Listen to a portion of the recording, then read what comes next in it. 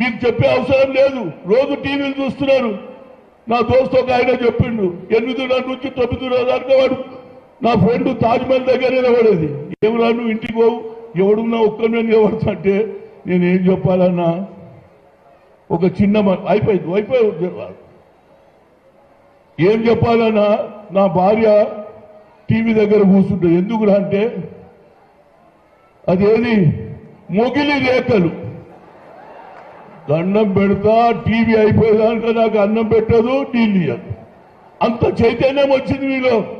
ఇప్పుడు ఈనాడు అవకాశం వచ్చింది సోనియా గాంధీ దయ వల్ల, రాజీవ్ గాంధీ దయ వల్ల 74 అమెండ్మెంట్ తీసుకొచ్చి రిజర్వేషన్. చెల్లెలు కవితమ్మ, ఓ ఆమె కూడా ఏం మాట్లాడుతుందిరా బాబు. ఆయనడట మేకప్ ప్యాకప్ అట. పాప ఆయన ఏం చేసినా పవన్ కళ్యాణ్ ఏమన్నా అన్నాడా?